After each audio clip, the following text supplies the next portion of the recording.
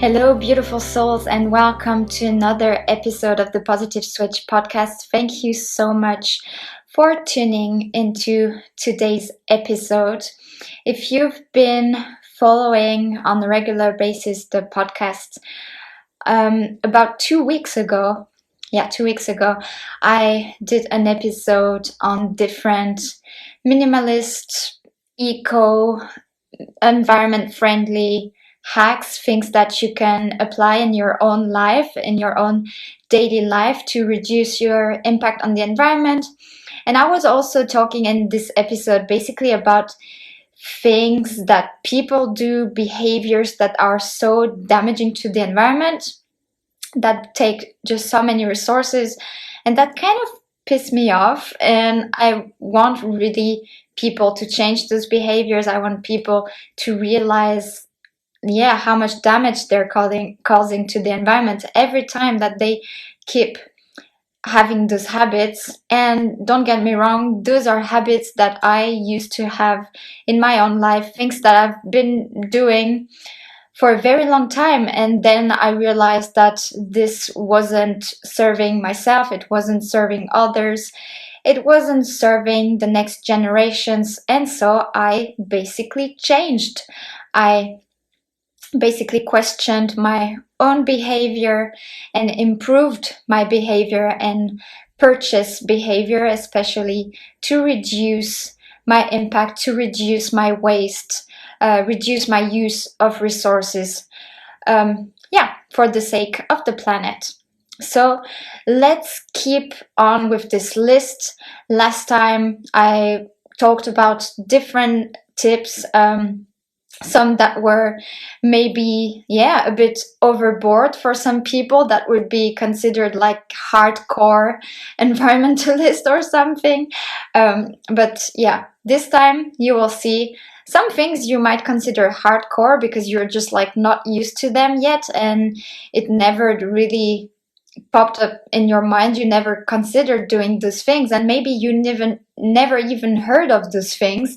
So that's why I am bringing this information to you so that you can change. The first one that I would like to share with you today is basically the fact that my boyfriend and we haven't been using toilet paper for quite a while now. I started actually much earlier, and I had like phases where I was doing it more and phases where I was doing it less, out of comfort and habits. And sometimes you just like get back into old bad habits, and this time we are sticking to it. It's not something that, you could do it pretty much anywhere, even if when you're on a vacation. This is something that you can take with you to avoid the use of toilet paper. But sometimes you're not able to do it, maybe at a friend's house, or when you're invited for an evening, or you're going somewhere in the city. It's not something that you want people to really notice. Some people just don't give a crap and still do it anyway. So this is called, it's a German thing, actually. It's a German product, a beautiful, wonderful product that saved our lives, basically, for Mark and I. It's called in German a happy po, and happy po means actually in German a happy butt. So it's called basically a butt shower. It imitates the same function as a bidet. So it's basically something that sprinkles some water on your butt, on your genitals, whenever you're done having a pee or a poop or whatever. You just use this mini thing. And so I did actually a podcast episode only on this topic, which you could check out. I will link the link in the description box, and you will see how it looks like. It's really easy to use. It's actually more hygienic because when you use toilet paper on your butt and genitals, you're actually leaving more bacteria than if you were using water. It's also really irritating for the skin when you use it, and sometimes it can cause some rash and different irritation on the skin. So yeah, using Happy Paw has been like one of the most life-changing things in my life, and I love using it. It's really a no-brainer, and it just becomes a habit, you know. You just gotta get used to it. And what we do then, because you know, when you use it, of course you're like sprinkling, you're projecting some water on your genitals and on your butt, so you need something to actually dry everything out. So what I do is I use basically a really old towel that I used to have just like sitting around, and I use that old towel and cut it into several pieces, into several little square shaped pieces of cloth. And basically I use those mini cloth pieces or mini towels to wipe our butts. So yeah, basically like wipes, actually, little wipes. And that's what we use. I basically, what we do, we have one side is basically just when you want to wipe yourself when you peed, and one side is when you pooped. Yeah, and basically you use it as long as you wish, and then when you think it's high time that you wash it, then you just put it with the rest of your laundry and wash it. Super easy, super practical. If you check out the episode where I explain like almost everything about the toilet paper industry and how much waste is present in this industry, well, just go and listen to that, and you will see that it's really not that hard to change your habits when there are so many resources at stake. And you know, you don't even have to do these specific things. There are different alternatives to not using toilet paper. You could check out on YouTube. I'm sure there are hundreds of videos on this topic. You could also, there is a kind of a bidet function that you can have installed, like set up on your own toilet at home. Yeah, it's like, it's not, it's a little thing that you just like insert, like you just put it on the inner side of the toilet, and then it basically acts like a bidet. So the next thing that I have, and it's more than, it's not really a tip, but it's more an observation, because I've been that kind of person in my life where I would go to several rooms in my parents' house or wherever, and we would just leave the light on, although no one was there, although it was daylight or whatsoever. And this is something like I can never fathom when I go around and see like light stores, like stores with lamps and different kinds of chandeliers and stuff for people's houses. And those stores, there is one especially nearby where we live, and it's a huge store, and it's got like thousands of different lamps and different chandeliers that are like, they are on the whole day. It's wasting just so much energy, wasting so many resources, and it pisses me off so much. I really hate passing this store by. Yeah, and that's, you know, something I used to do, and I bet a lot of us who are listening right now that you tend to leave the light on somewhere, although it's daylight, although you're not in this room at the present moment. And please just stop doing this. In French, we have a saying that we say it's not Versailles here. Versailles, as most of you probably know, is the really famous castle. Yeah, it's a castle in Paris. I think Versailles is actually, it's not really Paris. I think it's a city on its own. But in the castle of Versailles, it was also called, I think, the Castle of Lights for some reason. I don't really know why, because I'm not such a fan of this part of history. I'm interested in other sides of history and mysteries. But yeah, basically, we tell people who leave the light on for nothing that it's not Versailles here. So just turn the freaking light off. So please do that. And yeah, just be mindful of the energy that you are using, the energy that's being used, the resources that are being used and plundered in order to yeah, basically run your home. And instead, if it's winter or even during the day, if it's a bit dark for some reason because the weather is not too great, just resort to other types of light that don't need so many resources. So light a candle, or if you have a chimney, make a little fire. And I don't know, but like, please just stop leaving lights on everywhere.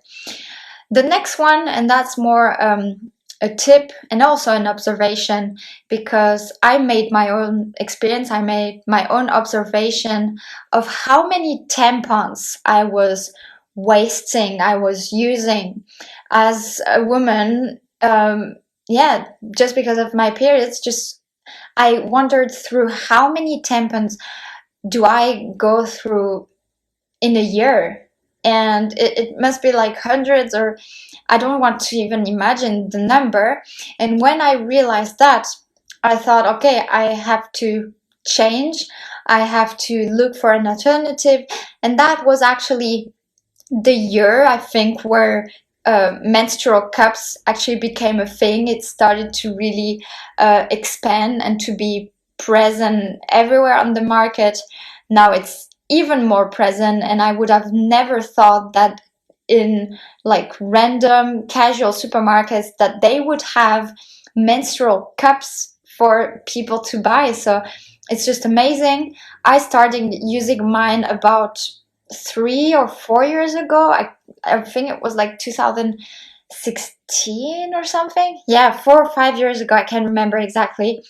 But definitely years ago, where I started using a menstrual cup. And it's just such a practical thing. It's the grail. It's like this, or the grail, the holy grail.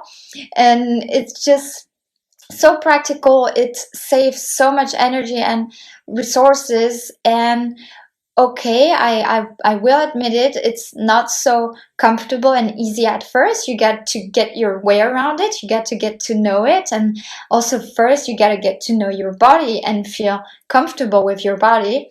But as soon as you get comfortable with this, it literally changes your life. It is so practical, so handy.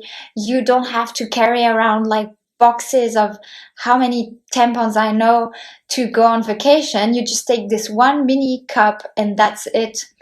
And yeah, that really is a life changer. If you are somehow really like you just like tampons, and then you feel comfortable with them, and you have a hard time inserting something bigger in your body, then I would suggest what I do if there are like situations where my cup somehow is dropping. I haven't placed my cup right and it just keeps dropping and I don't want to be bothered. What I do is in Germany we have this website. It's not exactly eBay, but it's like yeah, eBay. It's like the little local eBay where people can directly interact with each other and just buy stuff from each other. So it's like most of it is just like secondhand stuff, and sometimes you can buy things that are new that people bought but are not using, and the packaging is still closed and nothing was used. And if I really do need to buy tampons, then this is how I would buy them. This is how I would recommend to you to buy tampons if you really want to keep using tampons, because the product has already bought, the person purchased them and actually is part of the demand for a new production of more tampons, but you are no longer part of this demand because you are not buying a new product in a supermarket. Yeah, and you're not financing the demand. All right, then let's get on the topic of clothes. Clothes is a huge industry. It's also a highly polluting industry, much more than most people think.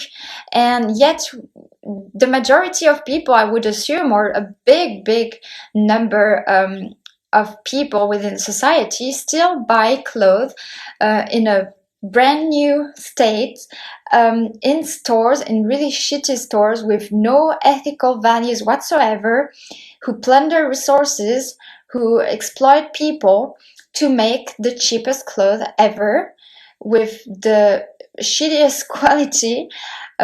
So yeah, things like Zara, Primark, Bershka, H&M, and so many more, and even like Luxus, like luxury kind of brands. Do you think that they really use the best thing and that they really care about people? Like, no, they really don't give a crap.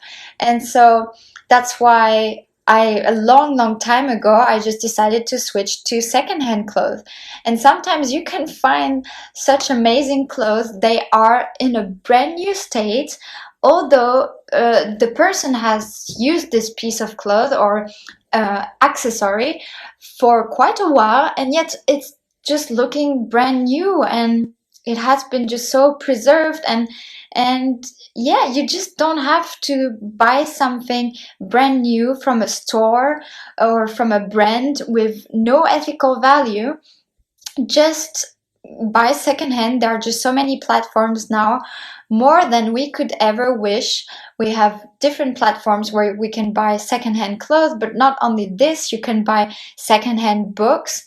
And what I like to say and to remind people is there is actually enough of everything on this planet. Like, everything that you could need right now already exists, has already been produced, and doesn't need to be produced again. So you don't need to be financing a demand to produce even more of the stuff that most people buy and don't even use. You could just buy things from people that they haven't used. And this is just, it just increases the well-being of everyone. It's respecting the planet, respecting the people, not paying for people to be exploited in faraway countries and plundering even more resources, which we actually don't even have anymore.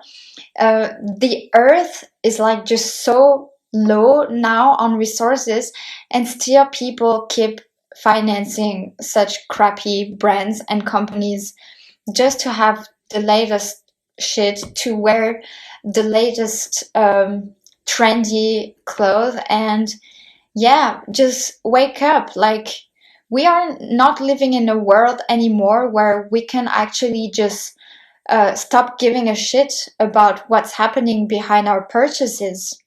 We have to wake up and actually question what are the consequences of our purchase behavior, and we have the responsibility and even the obligation, the duty to change so that we are not harming the planet.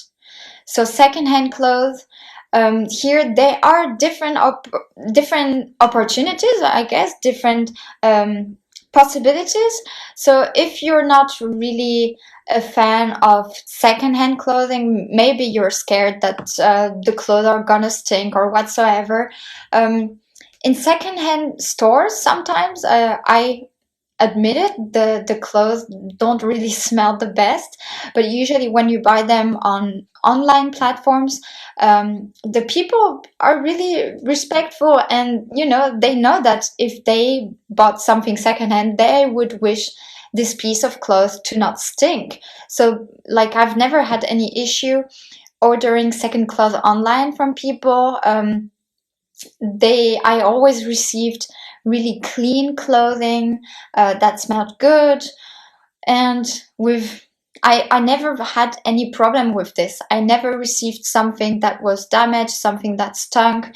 I really always only had good, positive experiences. So that's one possibility. But what you can do nowadays is actually lease clothes. So you can basically the same process of leasing that happens with cars and other things, I guess. You could do this with clothes. You can just borrow clothes from friends, from family members. Yeah, those are possibilities that are much more ethical and environment friendly. So just think about it. The next thing, and maybe that will be the last for today because don't want this episode to be too long. We're about 20 minutes in. So I would say the next and last one, tip and also observation. I was giving a French class. I usually also do at home courses. So I drive to my students and give a class there. And sometimes, you happen to have to go on the toilet. And so when I went there, I went in the bathroom at this one house, and the bathroom of these people was just full with plastic junk everywhere. It was to a point that I was really feeling oppressed by the weight of all this like stuff around me. It was just so much plastic, so just unnatural, and just so obvious that it was just so damaging to the planet. I really didn't feel well while peeing for a few seconds in this bathroom. I felt like I was just surrounded by plastic all around me. And so I still don't get how in 2021 people are still buying so much plastic. And that's why I don't consider government's policies or government initiatives to be enough, because even though there's a ban or plastic straws, or if the government put a ban on plastic bags, people are still gonna freaking use plastic because they love it, because it's freaking comfortable and practical to them, because there are things that are so easy still, and even easier, but they're not considering them because it's just there. The plastic is all the packagings in the supermarkets, everything is in plastic. I can just get it that way. I don't want to have to look for not secondhand, but like a bulk store or low waste, zero waste store. I just want to have everything right now, right here, right now, super fast. I just want to have to snap my fingers and just get it now. So plastic junk in the bathroom, I think this is, you could look almost everywhere at the majority of people's home. The room that will have the most plastic is the bathroom. And it's just crazy. And there are so many alternatives now, and there are, of course I know that most of things that are not packed in plastic but maybe in glass, they might be a lot cheaper, or cheaper, they might be a lot more expensive, or little less expensive sometimes, or just a bit more expensive. Like, as for each and every object and product, there are different prices. So if you just look around and just do your research, you will find something that's just is perfectly okay for your budget. If you go in, like, also many bulk stores or zero waste stores have really affordable products.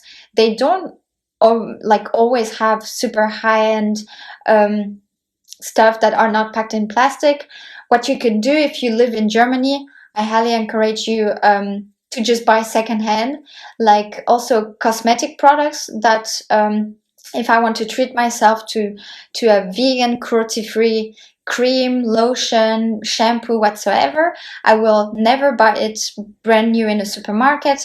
I will just rebuy it from someone who bought too many of them on a second-hand platform. So in Germany, you could look zum Beispiel, you could look, for example, at Vinted or eBay Kleinanzeigen, and there you can find those products. You can also find rescued cosmetic products. So sometimes there's just such an overproduction in companies that for cosmetic products, for example, this happens, and also for food. You can basically buy vegan, cruelty-free cosmetic products and vegan food on a website which is called Surplus. In Germany, it's not surplus like you would spell it in English, but with an I, so SIRPLUS. I will also link the link in the description box. And over there, you can buy products that have been just, discarded from companies because there was an overproduction or for other reasons. And if you don't buy it, those companies would just like toss it to the trash, like just waste those products that are perfectly fine, still perfect for consumption.